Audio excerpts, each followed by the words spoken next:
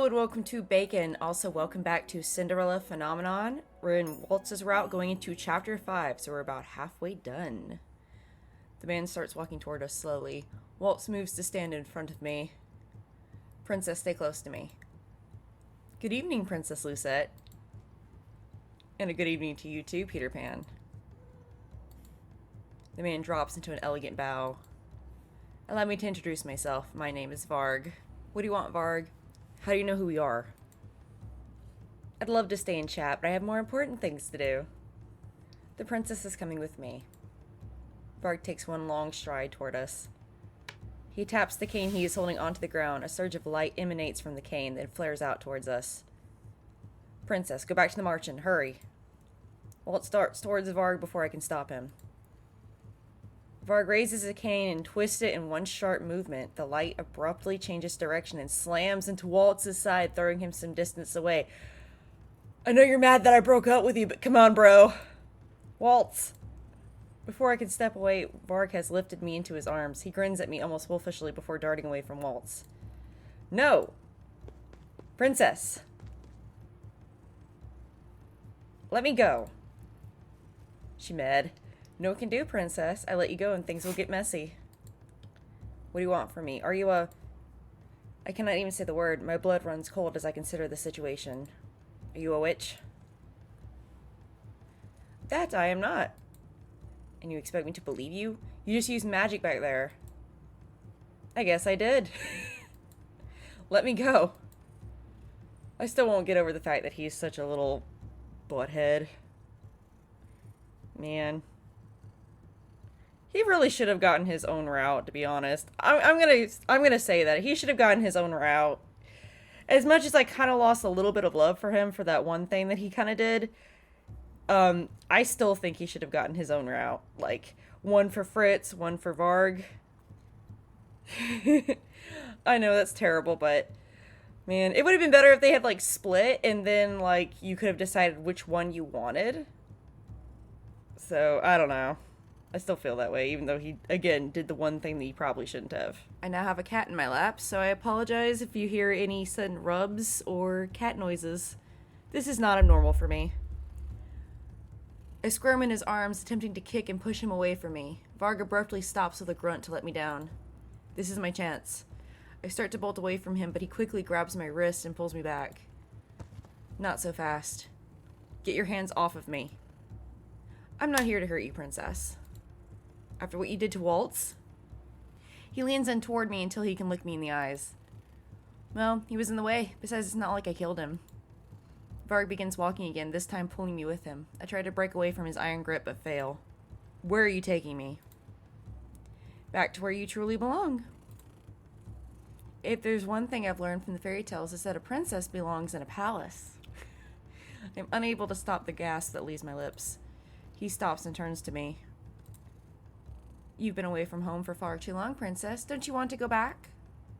I do want to go home, but I am not welcome there anymore. At least not while I am still cursed. Release her. VARG releases me just in time to block a sword strike that comes out of the darkness of the trees. It is karma! Just how annoying.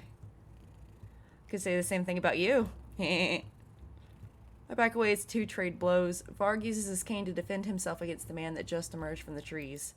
That man. He's the one who was with Waltz. The man with the sword that helped save me from the bandits all those months ago.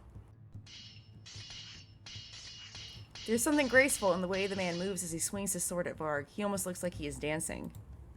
The stranger continues swiping the sword, eventually gaining enough leverage to force VARG back.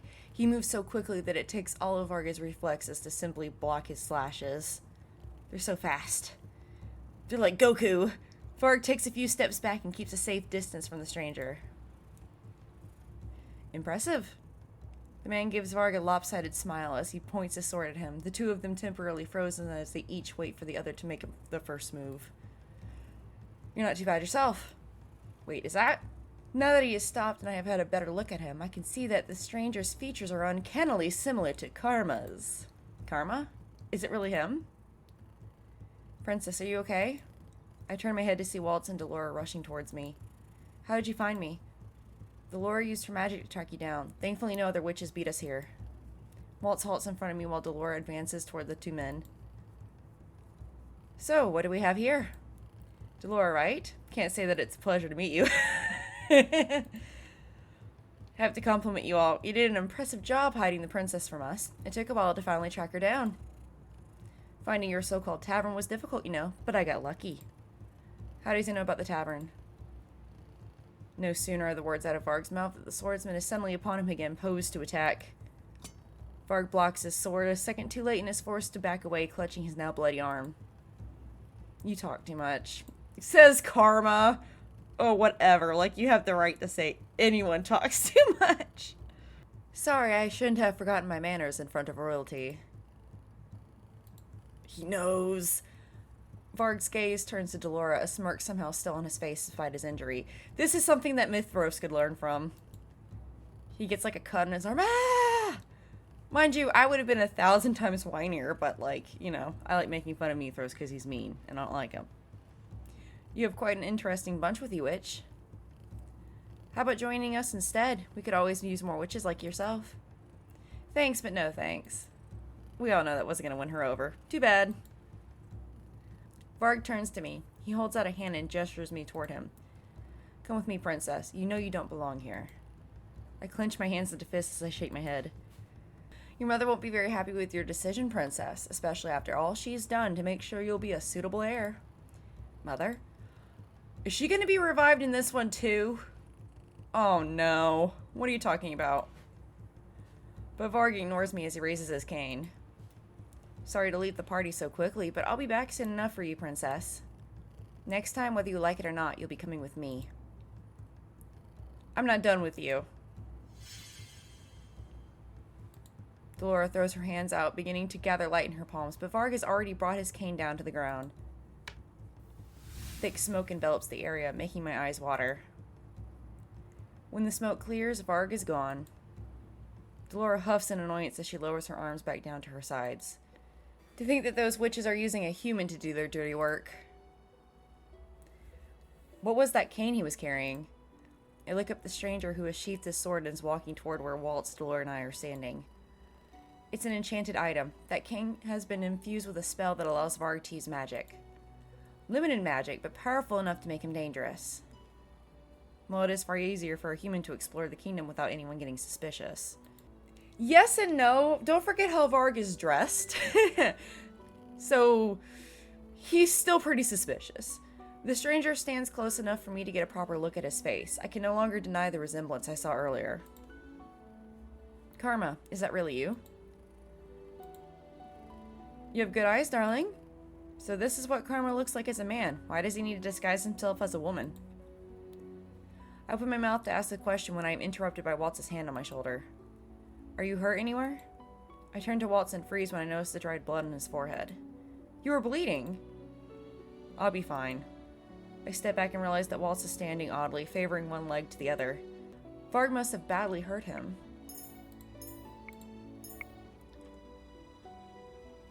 You shouldn't have come here. We have to go back now. That one seems really mean. That one seems dismissive, though. Or maybe, like, we could rush back. They both seem like they could be worried options as well if you see them in a certain light, so... let's try the first one first and see where that goes. I had to. It's my fault that Varg got to you in the first place. Waltz forces a smile, but I can see the sadness in his eyes.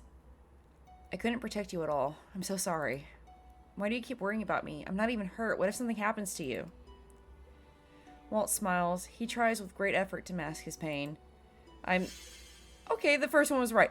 I'm noticing more and more that it's usually, not always, but usually the first one that is correct.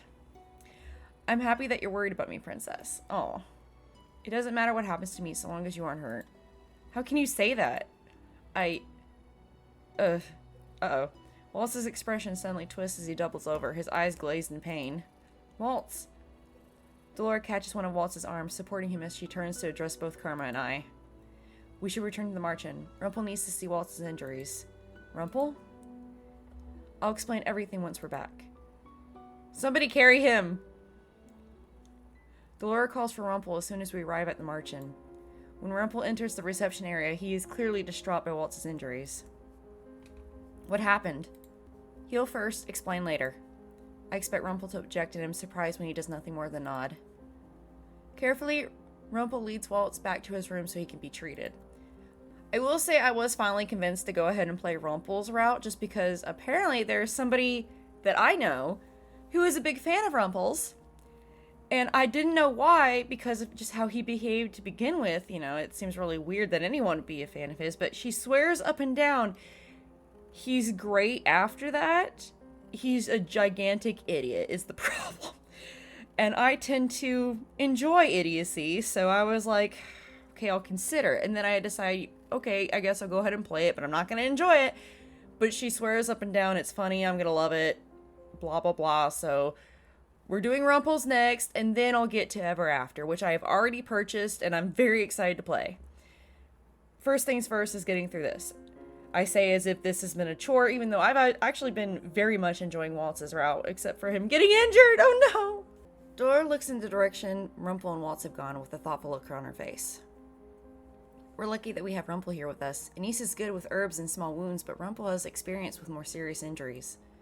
Experience? What are you talking about? Remember his curse? Rumple is not the only one who does not remember who he is. None of the townsfolk remember his name either. But what about those with the curse? Shouldn't they at least still be able to remember his name? Rumple is an exception to the rule, as he is with many things. In his case, not a single person can remember his name. Funny thing is, they can still recognize him. He ran into someone who called him a doctor today. Even just hearing it brought back a memory. He's gotten one of the chapters of his journal back now. He's quite the proficient doctor. He collects his journal pages by retrieving memories from others that still remember him? What a strange curse. My eyes wander around the reception area and I notice that someone is missing. Where is Karma? Don't worry about him. He's probably changing now. I do not understand why Karma is so secretive about his reasons for wearing a disguise. I am about to ask Delora if she knows any of the specifics of Karma's curse when the door to the reception area is thrown open. Princess! I am surprised when Anise suddenly throws her arms around me. She pulls me into a tight hug. Aw, I was so worried about you. Thank goodness you're safe. We need more Anise. We need more of her. I actually just realized how little we actually get of Anise, and I'm told in the comments that apparently she becomes sort of like a, apprentice to Rumple, so I'm hoping she shows up a lot more in Rumple's route, because I like Anise. She's adorable. I was so worried about you. Thank goodness you're safe. She pulls away and begins to wipe at tears that have sprung to her eyes. Why are you crying? Because I was worried about you, silly. She was really so worried she'd cry? Why? I am intensely aware of the awkwardness of the situation. Thank you for worrying about me. I had thought the words might do something to ease her worries, but her sobbing only grows louder. Anise? I'll get you something warm to drink. I stare off after Anise before I turn to look at Delora worriedly. Did I say the wrong thing? Quite the opposite, actually. You made her very happy. I did? But she was crying. They're called cheers of joy, Princess. I'd be overwhelmed too if you were to suddenly be nice to me. Miracles tend to bring people to tears. You're lucky I still like you from the last route. I just said thank you. And that was a kindness in and of itself. No wonder she's so happy. I was being kind. And congratulations, Princess. I see that you've managed to complete your first good deed. My hand moves instinctively to my pendant. I clutch at the new piece that hangs there. I knew you could do it. Delora smiles warmly. For some reason, it makes me feel strangely proud. Parfait walks into the room, startling us both. It has been 2 weeks since I last saw her. Her face is ashen.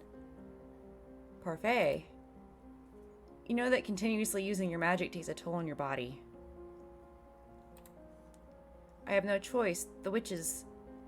Her voice trails off as her eyes meet Delora's. Parfait and Delora look at each other solemnly. The tension in the room mounts as they continue to stare at each other without uttering a word. Eventually, Parfait's eyes wander to me. Keeping her in the dark won't make this situation any better, Delora. Parfait moves toward me, but her knees buckle. Before I can react, Delora's already at her side, supporting her. Parfait, you need to rest. I'll take care of this. No, she needs to hear this from both of us. What is going on? We wanted to tell you about this later, but we can no longer afford to wait. Delora helps Parfait to a chair. I tentatively take a seat beside the two of them. We're going to tell you the whole truth of this situation. The whole truth? Delora sighs before she eventually speaks. Do you know why I cursed you, Princess? Some twisted sense of mischief? That's not the whole reason. Oh, but you don't deny it. Okay, cool. We needed you to change your ways, Princess, to change how you see the world. If we didn't do something, you were going to end up as merciless and cold-hearted as your mother. What are you talking about? My eyes go to Parfait, but she doesn't meet my gaze. Hilda, your mother, was not always so cruel. Parfait's eyes look wet as if she is about to cry. Why are you speaking as if you knew her? She was my friend. Long before she was the queen, Hilda was like a sister to me. But she changed when the witch hunt started. What does the witch hunt have to do with my mother? Parfait does not meet my eyes, but Delora is looking right at her. Your mother was a witch, Lucette, the most powerful of the witches, in fact. Hilda was the Tenebrarum bearer. My heart drops into the pit of my stomach, and I'm surprised I didn't stumble on that word because I am feeling kind of nasally today. My heart drops into the pit of my stomach. No, that is impossible. I have never seen her use magic. She cannot be a witch. That's what she wanted you to believe. You cannot keep something like that a secret. If you try hard enough, you can keep anything a secret. Even from your own family. But how? Delora pauses for a long moment before she speaks. She erased your memories, Lucette. The air leaves my lungs as I struggle to remain calm. Waltz said that Mother ordered my memories to be erased, but... Are they saying that it was Mother herself who erased my memories? Jagged pieces of memory and thought begin to snap together in my mind. She needed you obedient and compliant. Whenever you acted out, she took that memory of disobedience from you.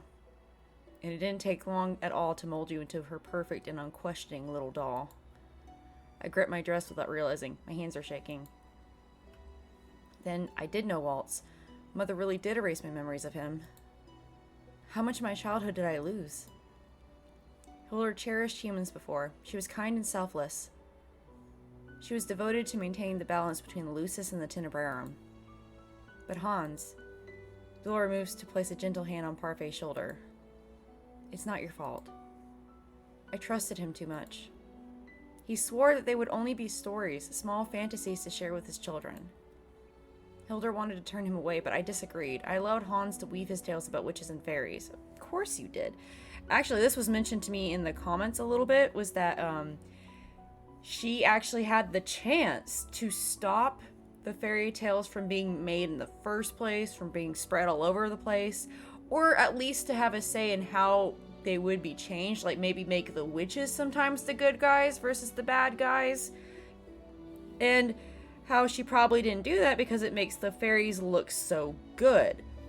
And I think we're finally at that point where she's talking about that, because I wouldn't have thought that they would have been really a threat either, but the fact of the matter is they made your friend and all of your friend's people look terrible.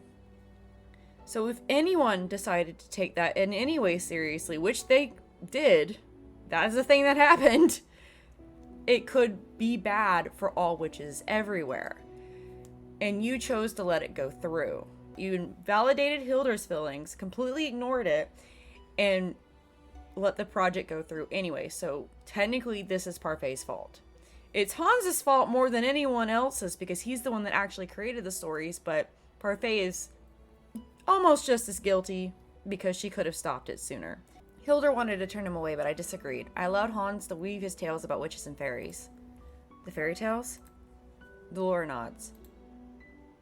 Hans' fairy tales became hugely popular, and in practically every single one of his stories, it was a witch who was bad and a fairy who was good. To add insult to injury, it was well known that Hans had been welcomed by the Lucis bearer, but not the Tenebrarum bearer. Ouch. Oh, I remember that being mentioned to me too. Ouch. You just failed in every regard, didn't you, Parfait? You could have also required that he turn some of the stories into the witch is the good guy and the fairy is evil or something. Make it more even. I feel like she shouldn't have accepted the stories to begin with. without those conditions of it needs to be on equal footing.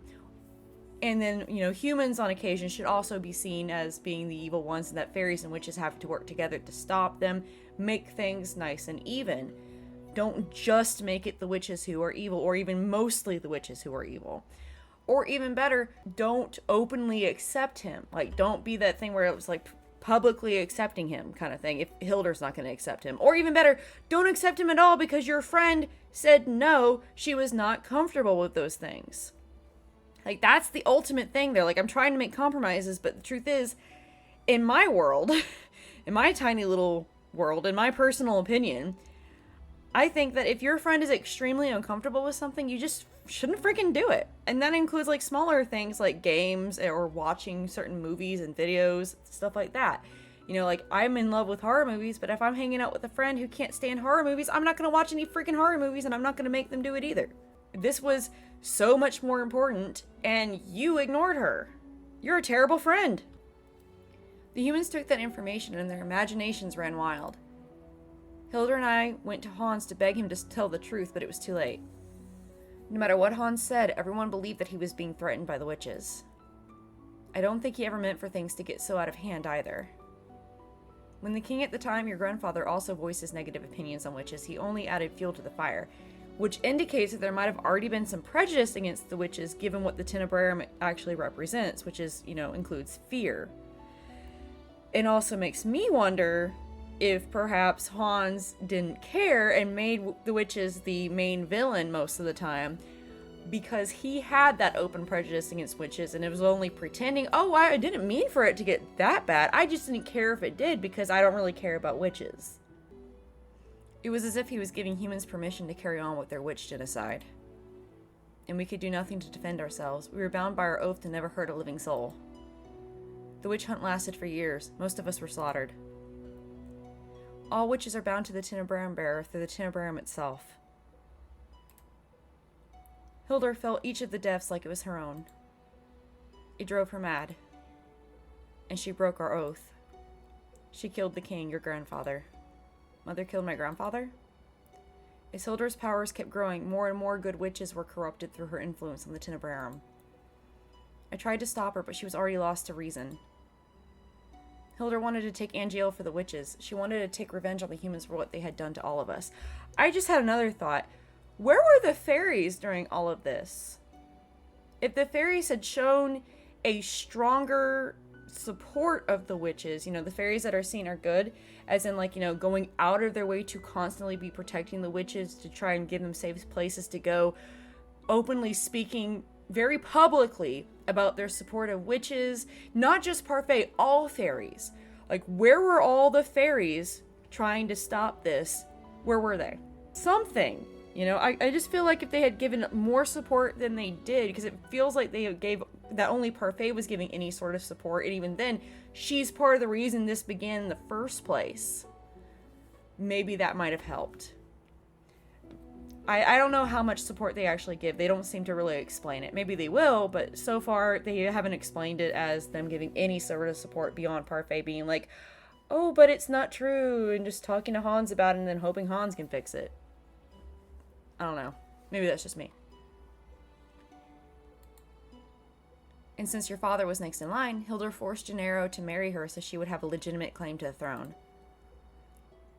And she did it even though she knew he loved another woman. The very woman who sits on the throne today. Ophelia? So Lucette wouldn't have even been born if not for all of this too. Delora nods. The king has always loved Ophelia? Hilder created the fairy tale curse to punish the humans. She wanted to fuel the Tenebrarum with their hatred and anger. Parfait's voice became very soft. The balance between dark and light was lost. While Hilder lived, Angiel was a place of grief. I can feel an impending headache coming. But even if what you're saying is true, Mother is dead. She's been dead for 4 years. She is... But for some reason, the witches are becoming more active. Garland and Jurian's patrols have confirmed this. Patrols? Is that why they disappear at night? I had to cast a glamour on you so that other witches would be unable to recognize you as the princess. But it seems like they've already seen through your glamour. They're looking for you, princess. The witches are looking for you. What? Why? The Tenebrarum needs a bearer. A witch needs to take on that role and regulate the balance between the Lucis and the Tenebrarum. For the past few years, it's been in a state of hibernation. We believe Hilda infused her life into the Tenebrarum to keep it stable. But now the Tenebrarum is beginning to wake again. We believe that's why so many people are being cursed lately. The witches are preparing for their new bearer. Delora turns to me with an expression I cannot quite read. They only have to wait until you turn 18. The air in the room seems to disappear all at once. Princess, on your 18th birthday, your curse will break regardless of whether you complete your 3 good deeds. And you will become the Tenebrarum bearer. You will inherit that title and that power from your mother. Impossible. My heart is racing and I feel faint. Even if Mother was a witch, I can't use magic at all. All halflings like you inherit their magic at 18. No, I am human. Princess. This is the biggest fight she's ever put up against this, I think. Delora's expression is grim as she speaks. I don't blame her, mind you. We've been watching over you for a long time, Lucette. We know what sort of influence your mother had on you. Which brings up the whole, then why did you do the things that you done did? All over again, but I've already gone over that like 3 or 4 times, so I will save all of you that rant. Just go back and watch some of my other videos. The curse was a test. AKA, I'm calling Delora a jerk. We needed to know that you wouldn't return Angiel to what it was when your mother was queen. We can't allow another great war to tear Angiel apart. And you had 4 years to do this. I will never get over that crap. I don't care how much I come to like this one at least. This one's questionable still. Delora and I believe that there is still goodness left in you. You just need a wake-up call. Thus the curse and the 3 good deeds. We wanted you to see what you hadn't in years, to be exposed to the true reality of things. And above all, we needed to see that you were capable of 3 good deeds. I attempt to grasp the fleeting minds in my mind, but to no avail. I feel numb. That's it. No more secrets. Parfait's voice is gentle when she speaks to me. Will you follow your mother's footsteps, or will you achieve the same balance that we had before?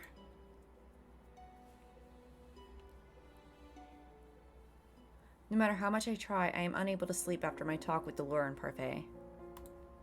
Mother was a wicked witch, and I am the next bearer of the Tenebrarum. It all makes sense now. So many people hated me because they thought I would be just like Mother. I feel the weight of that truth crash down on me, and it is suffocating. What am I supposed to do now? I turn on my side and bring my knees to my chest. How do I know what the truth is anymore? Suddenly, an idea occurs to me. There is one other person who might know the truth. Waltz. I wonder how he is doing. I slip out of my room and make my way toward Waltz's. Waltz is sound asleep when I push the door to his room open, without even knocking per usual. Have you not learned anything from your karma route? Oh wait, she wouldn't remember karma's route. Ignore me. He looks so small on the bed. I pause to look at the hefty amount of herbs lying on the table. Those herbs. I remember a niece once told me that they would help with pain. My uncle and a niece have given Waltz a lot of them. Thoughts about the truth of my mother retreat to the back of my mind as I remember the encounter with VARG. Waltz would never have gotten hurt if it wasn't for me. My eyes begin to sting. Aww.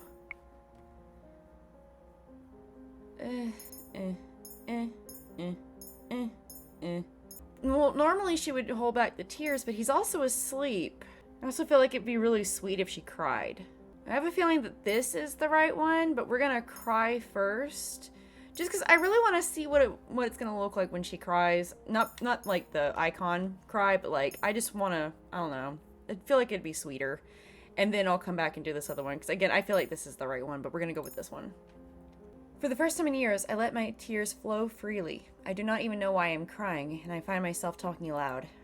He said that crying doesn't make a person weak, but it certainly makes me feel that way. Aw, you're not weak, princess. Aww. And there's a CG. Wait, was this right then? Because sometimes you only get a CG if it's right. Waltz? And I forgot that he had said that crying doesn't make you weak, so... When did he wake up? You're the strongest person I know. Waltz's voice is soft and his words are slurred. Oh, He is clearly still under the influence of the medication he's been given, but he still continues to speak. Despite everything you've gone through, you're still standing on your own 2 feet. I cannot lie anymore. I have only been pretending to be a strong person. But I cannot do this anymore. Oh wait, it was the right decision. Look, he's like wiping away her tears. Crying was the right decision. I had completely forgotten he said crying doesn't make you weak, which if I had remembered that, yeah, that option would have actually made more sense. Gummy! I just really wanted to see the sentimental option, okay? That was it. Okay. But I cannot do this anymore, knowing that all this time I have been living a life full of lies. I am questioning even my mother's affections now. Another dangerously gloomy thought hangs at the brink of my mind. If Mother did not care about me, that means no one did at all. I do.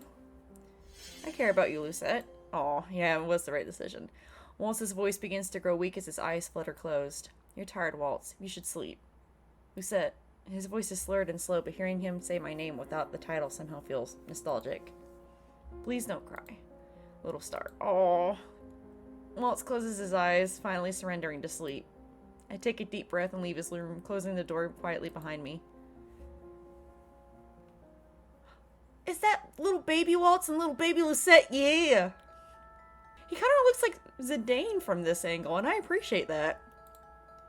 Okay. Abra Cadabra. Teach me how to do it too. A magician never reveals his secret, little star. You always say that. Please. Just this one. Please, Waltz. On your birthday. I'll teach you how to do it on your birthday. Promise? Promise. Oh, I wonder if he ever did. It makes me sad thinking he never got to because of all the other stuff he promised and he wasn't able to do. It's sad. I wake slowly, the dream somehow still clear in my mind. A dream about Waltz? Was that a memory? I shake my head before I glance at the clock, stopping to stare at the time. How is it already this late? Princess? Waltz? How are you able to move? The door opens and Waltz walks inside with a tray of food. He sets it down by my bedside as I stare at him in shock. You're finally awake. Waltz, you were supposed to be in bed. I'm only injured, not an invalid, Princess. But I'm fine, Princess. It's not like you to worry so much. I respond to his smile with an exasperated sigh. He will never heal properly if he does not stay in bed. Here, I wanted to give this to you yesterday. Waltz reaches behind his back and pulls out a neatly wrapped box. It looks as if he pulls it out of thin air. Another magic trick? He hands me the wrap box.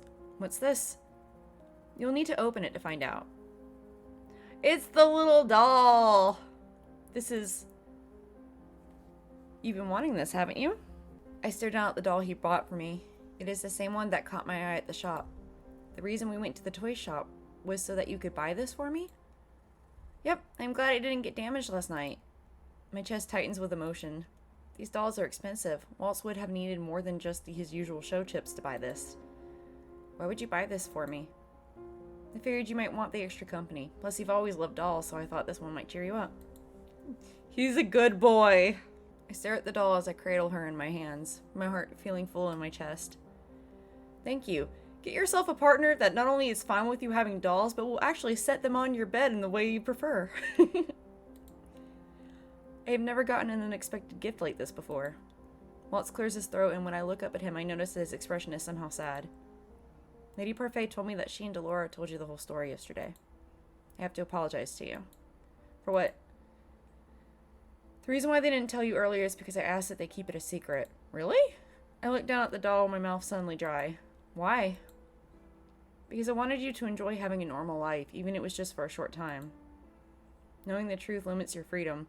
I didn't want you to feel that pressure so soon. I'm wondering if that's just in his route that he did that, because in the other routes, but also including earlier, it indicated that it was Delora who didn't want to tell her yet, because it was all part of her scheme or whatever. I'm thinking that they had their own ideas anyway, and that he made this extra request, which just gave them an excuse further to not do it, so. But I can see now that it was selfish of me to deprive you of the truth. I'm sorry.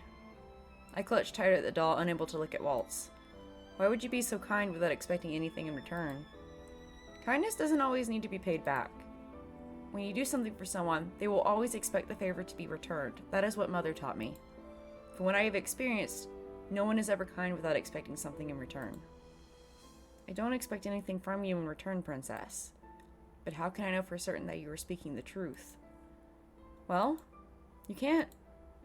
No matter what someone's true intentions are, their actions are always up for a different interpretation. So it'll be up to you to judge their actions. Only you can decide whether or not to believe in me. I pull my knees to my chest, curling around the doll. I still do not understand how you can be kind to me. You told me yourself it was the Tin Bearer that cursed you. That means my mother. Your mother was the witch that took away my magic and sealed it in Neverland, but that does not mean it is your fault that I am cursed. You are more than just Hildra's daughter, Princess. You are your own person. I know for a fact that you are capable of more goodness than Hildra ever was. Waltz gestures towards my necklace.